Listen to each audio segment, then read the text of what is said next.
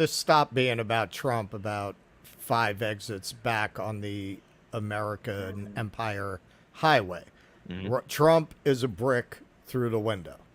And before you had enough people who wanted to throw a brick through the window to elect him in 2016, he's become so bulletproof because now even more people want to throw that brick through the window and they don't give a fuck. And also, Biden never had supporters. Biden only ever had negative support. They only ever had people who voting against Trump. So that's a very weak base to challenge a popular uprising with. That's what this is. It's a despised, dissolute aristocracy that, like all aristocracies facing such a situation, just keep making it worse by trying to clamp down with censorship and suppression of the popular mood, which only builds more backlash against them. And it doesn't hurt that Trump plays the role well. I mean, the man does seem like someone who sacrificed a goat for eternal youth and vitality, because he seems fresh as a daisy, ready to go. Right? Most people, they do a few years in the presidency, they look like hell. He looks the same. He's fine. He's funny. He's fresh in his interviews.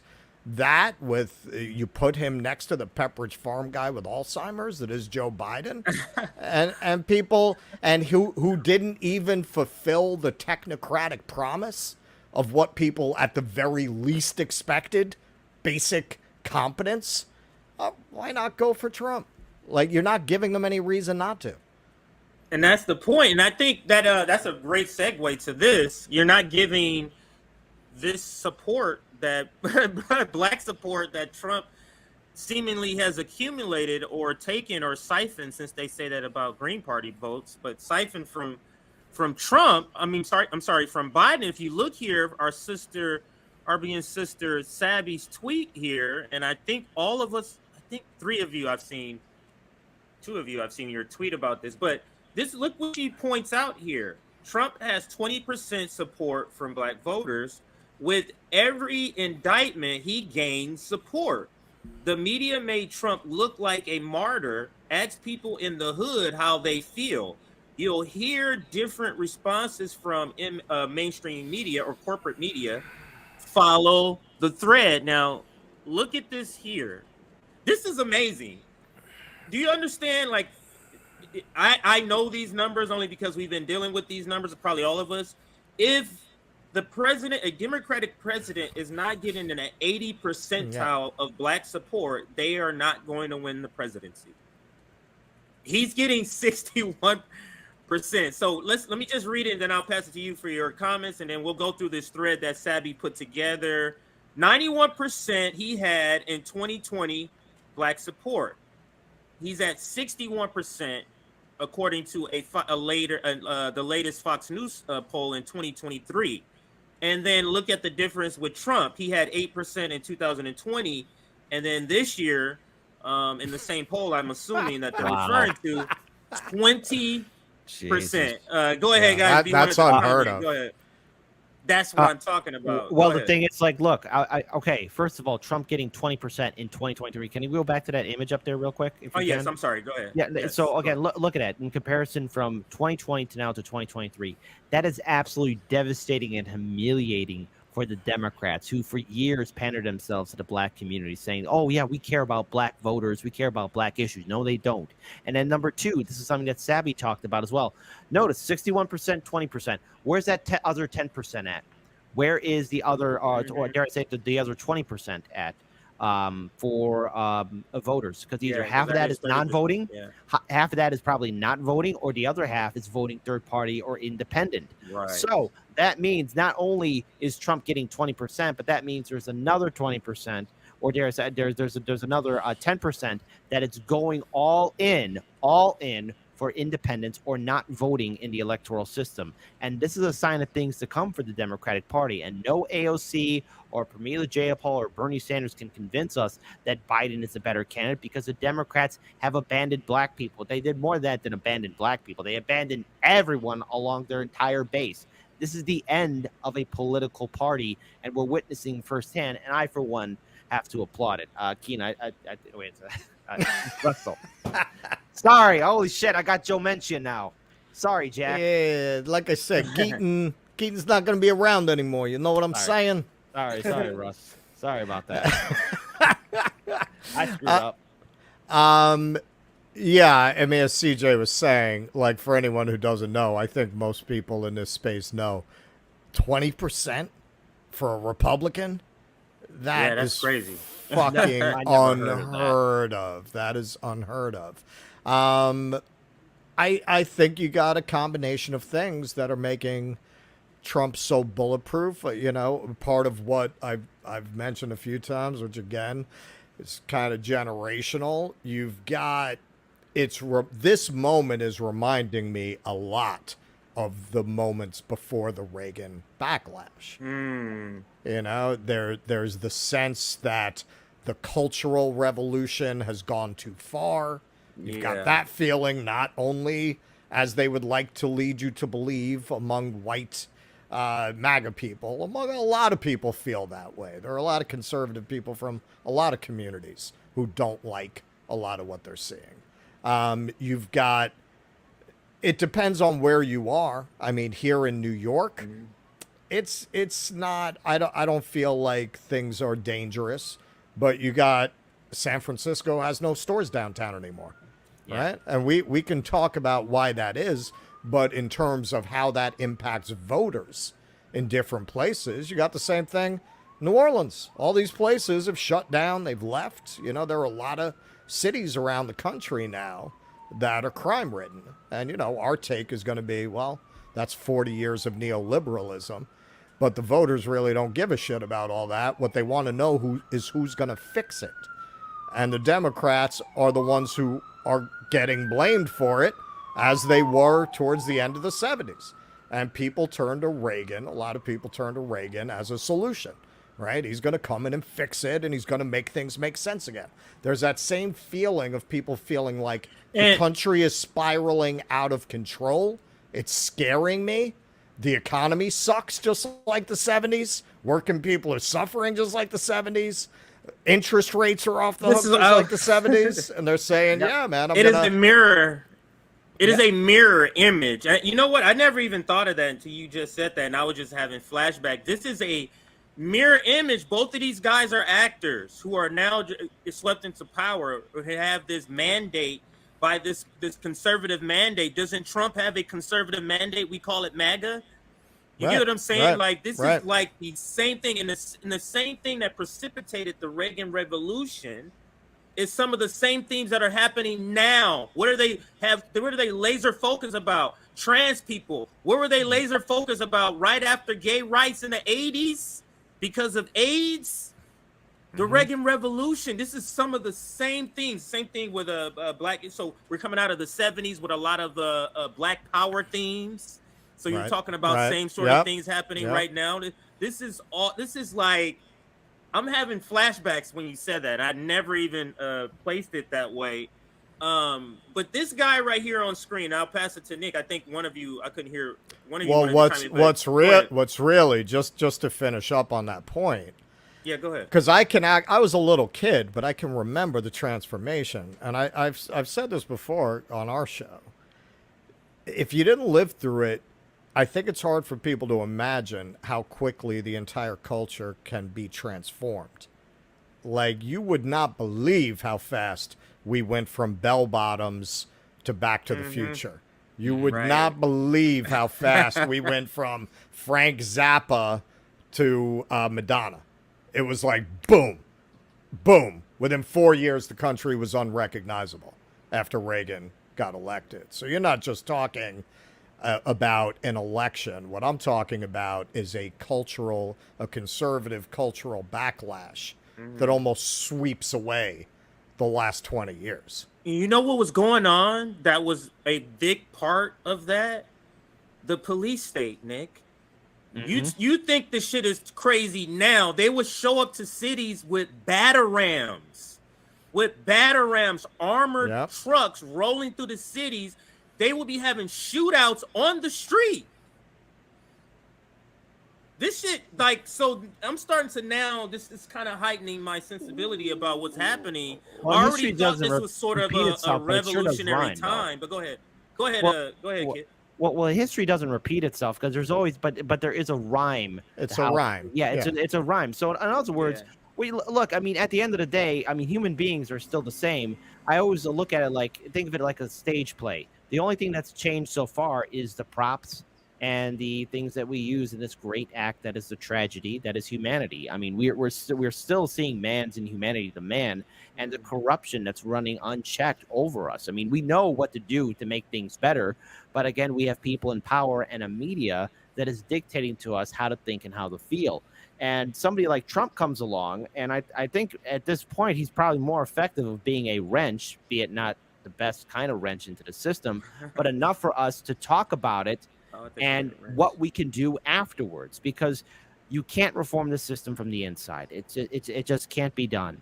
But it's our job right now to show people like, hey, this isn't the first time this rodeo's been going on. It's been going on so many times that you probably lost count. That's something we need to take into account for. Hopefully enough people will be waking up, and that's why we have RBN, Due Dissidence, HardLens, Jimmy Dore, etc. You know. Yes. Let me play the video. It's a couple of videos, and then we can close this segment. Get to 30 signs of how to tell if you're a simp.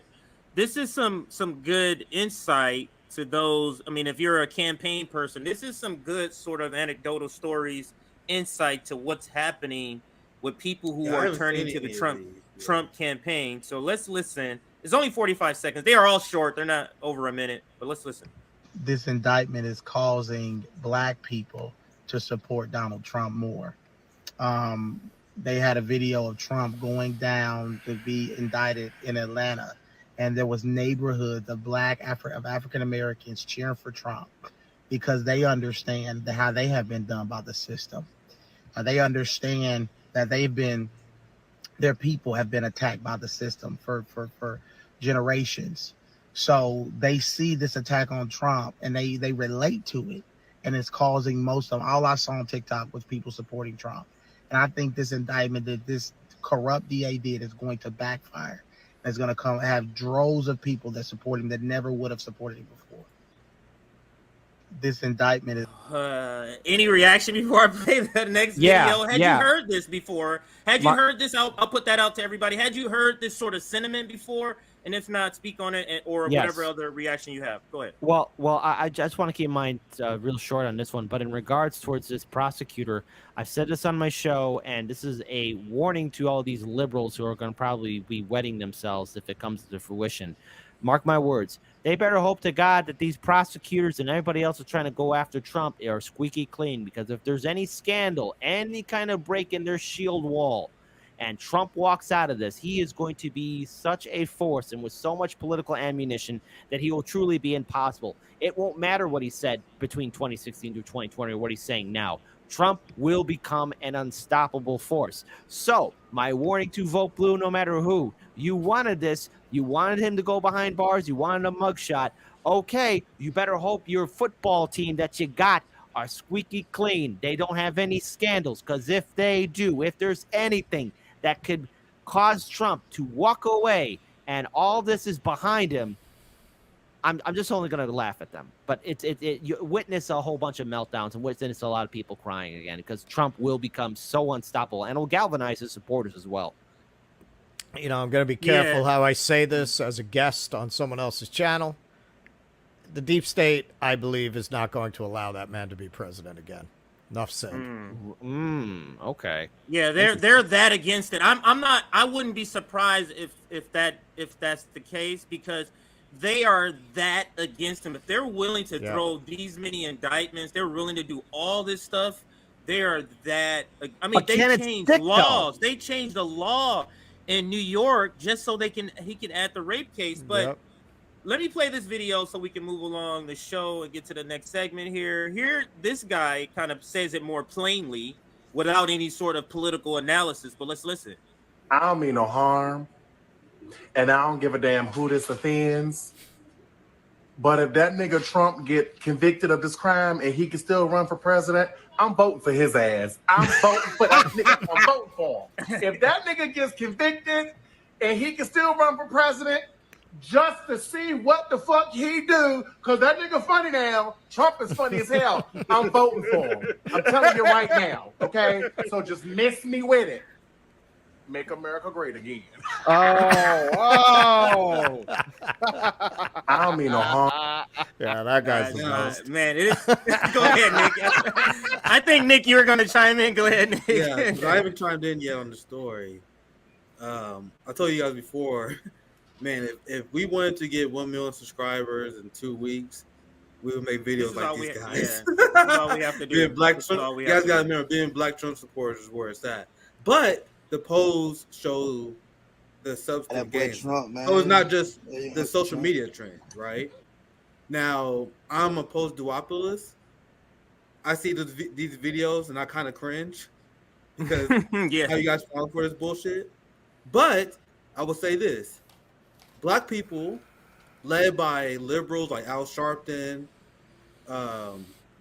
Hakeem Jeffries, the entire Black Congressional Caucus, Black and mixed leadership, John Lewis, all these people, they destroyed the negotiation power of our community. How does it make sense for a community to vote for one party at a 90% clip? Mm-hmm. And then black people then turn around and say, why are you guys not doing anything for us, as they continue to vote for one party 90% of the time? You want to know who's the hottest commodity every 2 years? Suburban white women. Because suburban white women voted for Trump 2 times in a row. Suburban white women voted for Trump at a 55% rate last election. 55%. So Trump won, but not by a lot, fam. So Democrats, they got to win that. They got to win the support of white liberal women. So what do? They support the police state because that's what white women in suburbs want, right? They do everything that white women in the suburbs want because white women in the suburbs are not stupid enough to vote for one party at a 90% clip, which as our black leadership advocated for. So even though I see this clip and I cringe to death, seeing these Negroes chase MAGA likes and retweets, but it's still good overall to see people who are going outside the liberal Democratic Party plantation that led black wealth to be at a worse point than it was at the civil rights movement. So I told you guys I am a very scientifically minded person.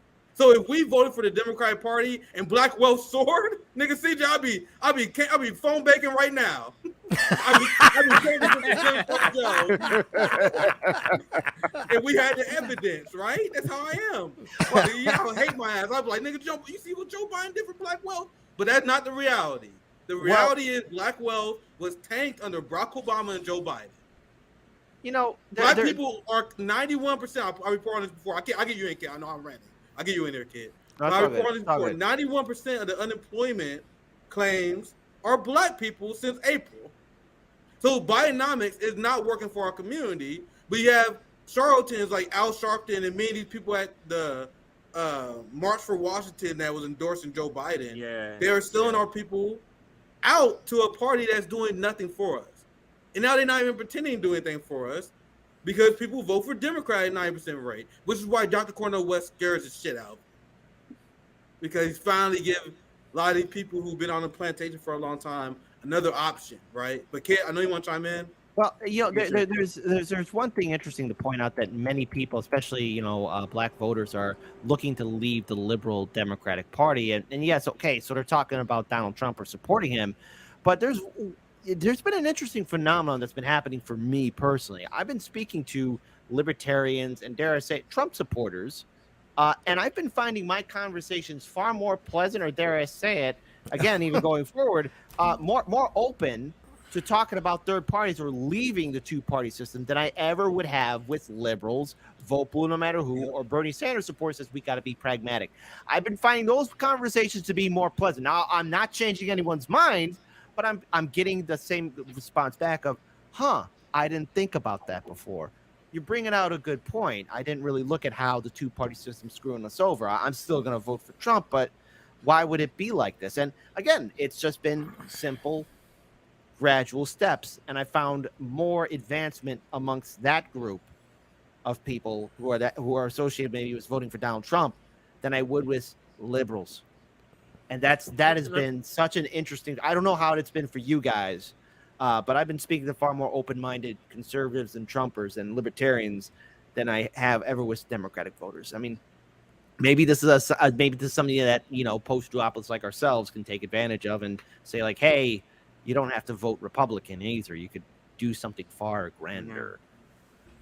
I think lately leftists, especially radical leftists, have been in more communication and contact with libertarians lately. I must say the last 12 to 48 months, we have been in more conversation because of the war, because of other privacy things. Let me play 2 more videos, though. This happens to be Kodak Black. Now, I don't know his music. I listen to rap, but I'm a little older rap. I mean, you're old school. You're classic Coca-Cola. The J. Cole, like Kendrick, those are the younger ones I listen to. Yeah, I'm stuck in the 90s. Yeah, I listen to more 90s. Okay, I don't know his music, but I do know he has millions and he got millions of followers. So this guy is talking about supporting Trump. And guess how many people will be watching his TikTok, wherever he's playing this, is the point that I'm making. His reach and what he's saying in only 50 seconds here. That boy Trump, man. Hey, Uncle Trump. Trump 2024, you hear me? Come on, man. Jesus Christ. We need Trump in office, man, forever, man. Just like how them Chinese motherfuckers and the Russian and Korean motherfuckers, they are their president. But that's just their president, you heard me? We need Trump. Deep political analysis right here. Best thing for America, you heard me? For sure. Trump the best thing for America, man. I respect that boy Elijah, his whole little setup, his whole renown. Even if he ain't Freeman, like, if Trump just that GOAT, this shit, and if Trump was in office, he would have went to go get Britain already. Well, I am moved by the deep political analysis we just heard there. That guy is that was great. That boy is modern W.B. Du Bois. I have tears in my eyes. Chomsky would be proud. We just got one more after this. Deep geopolitical knowledge on display there. All right, so here goes this last one. This is another one I saw. Let's play this one right here. This is how I know most American people are robots, because how y'all looking at this whole situation lets me know that y'all have no individual perspective. America only treats people like this when they feel like they are trying to show them I'm still in control. They're trying to embarrass him. He's a president. He has Secret Service, like Charleston White said. He cannot go to prison. It's not going to happen, which lets me know this is about a form of control. They're trying to embarrass him and his team. They're trying to break him. They're trying to show him you are not in control as much as you want, and he's fighting back even more. That's the issue.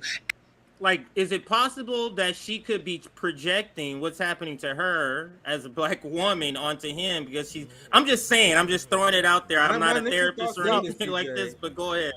My initial thoughts seeing this, CJ, is these motherfuckers and many people on the right sound like abolitionists for Trump. I mean, I co-founded Ten Demands.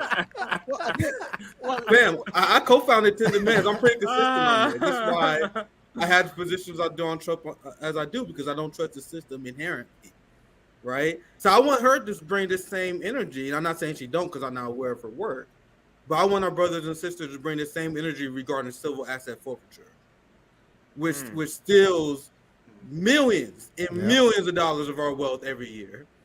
So I'm very consistent on this.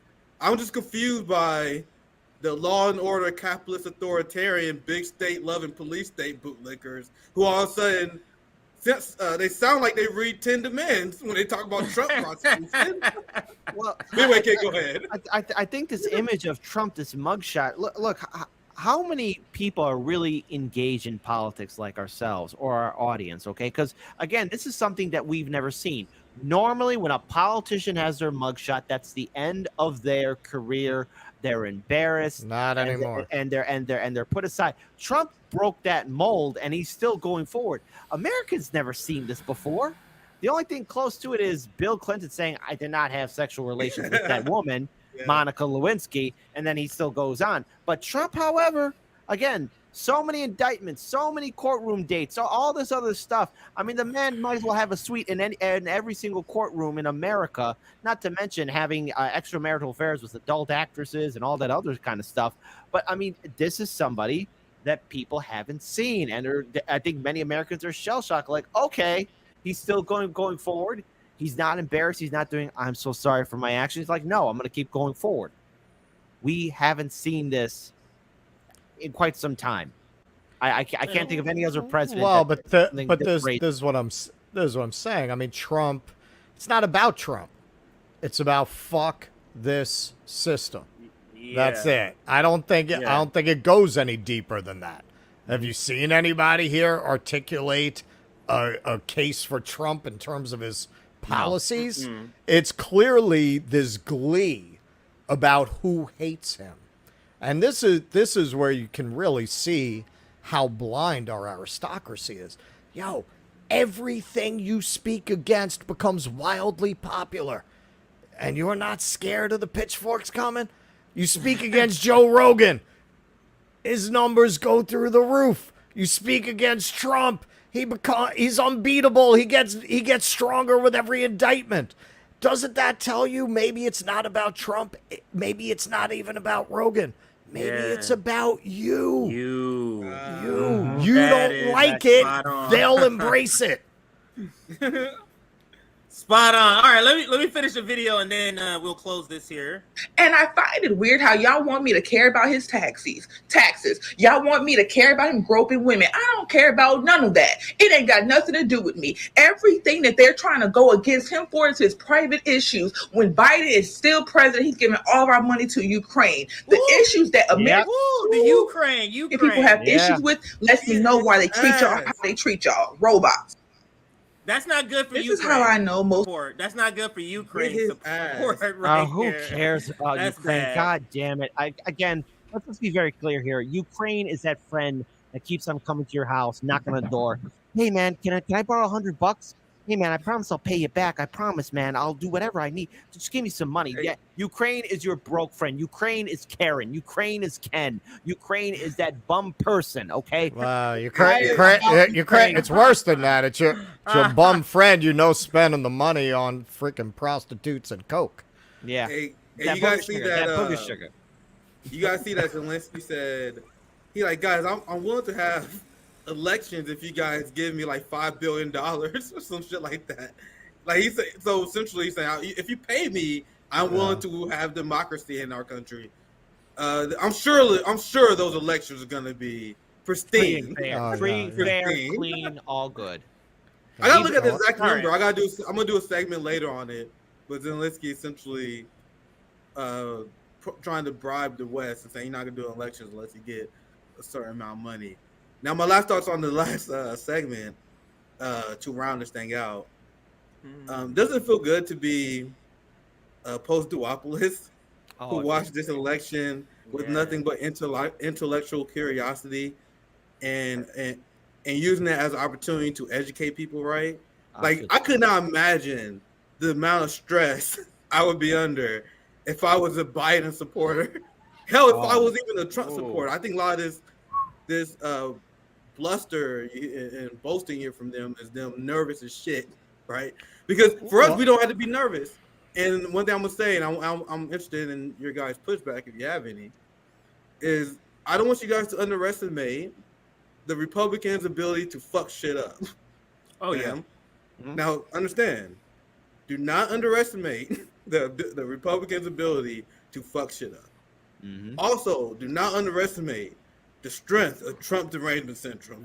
So we talk about how unpopular Kamala Harris is. Remember, guys, Trump is disliked by 60% of the voting populace. And people sound radical as fuck in the beginning, fam.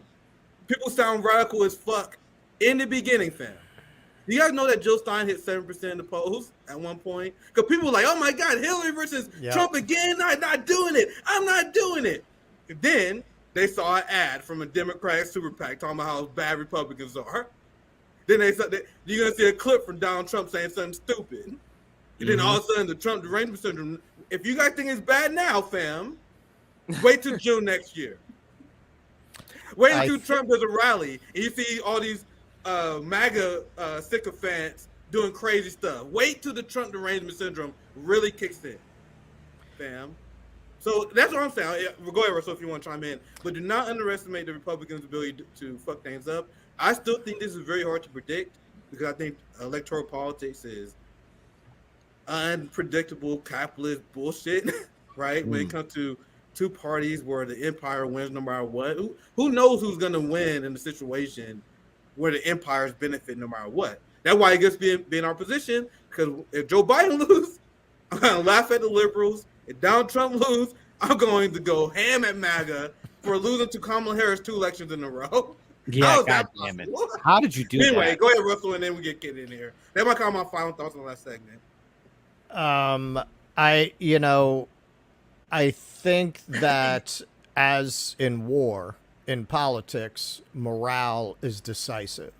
And I don't know if you have any libs in your orbit where you can check in on what they're talking about outside of, secondhand or third hand. But because my Facebook page was built off my theater work, shit. I get to see what they're talking about. And listen, they're demoralized, man. Like, the only people I see putting up that, like, yeah, the Republicans are like the bad guys in a Frank Capra movie. Are you with me? The only people I see say shit like that are over 70, man. Like the people, the Hill bots, the people who were all on with her. I don't hear a fucking word out of them, man. Because they just can't they know Biden sucks. They know Biden is an embarrassment. They know even on the shallow identity politics that they build their political identity around, he's an embarrassment to even that. So they don't say shit. So when you look at that, the difference in those Trump voters, man, they let you know. They're very excited about going and throwing that brick through the window or whatever they think they're doing. That gives them an inherent advantage in any clash, I think.